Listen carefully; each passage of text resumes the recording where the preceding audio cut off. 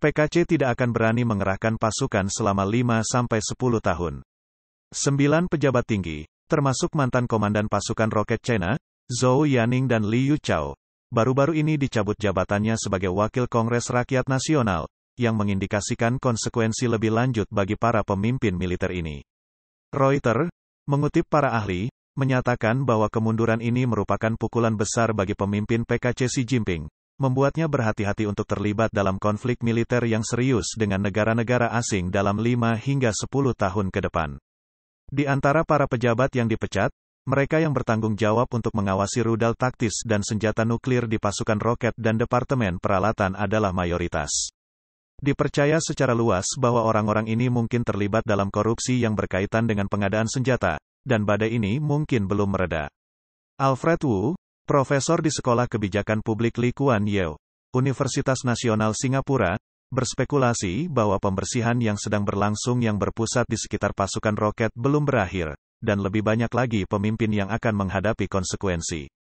Mantan Menteri Pertahanan Wei Fenghe, yang menjabat sebagai komandan pasukan roket, dan Li Shangfu, mantan Kepala Departemen Pengembangan Peralatan Komisi Militer Pusat, saat ini masih hilang. Para analis menunjukkan bahwa meskipun korupsi di dalam militer China sudah dikenal luas, namun skala kampanye anti-korupsi baru-baru ini dan tingkat keterlibatan pasukan roket cukup mengejutkan.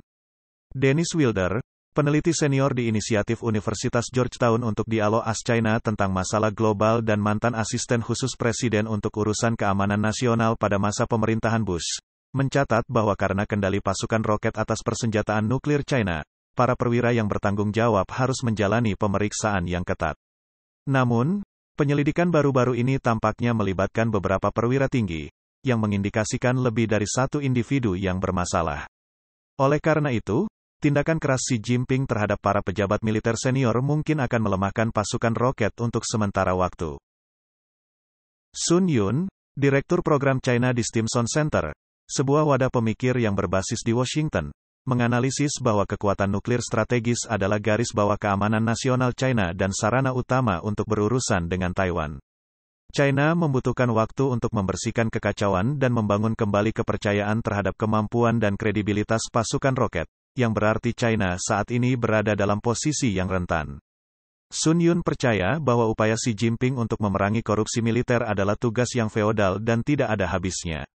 Chen Daoyan, mantan profesor di Universitas Ilmu Politik dan Hukum Shanghai, menunjukkan bahwa melanjutkan pembersihan besar-besaran di dalam militer dapat membuat Xi Jinping enggan mengambil risiko konflik serius dengan negara lain dalam 5 hingga 10 tahun ke depan.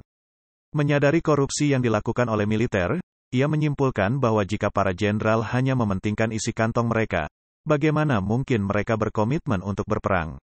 Chen Daoyan secara belak-belakan menyatakan bahwa Xi sekarang memahami bahwa klaim kesetiaan para jenderal terhadap partai dan militer hanyalah kata-kata kosong, yang akan merusak kepercayaan dirinya sampai batas tertentu.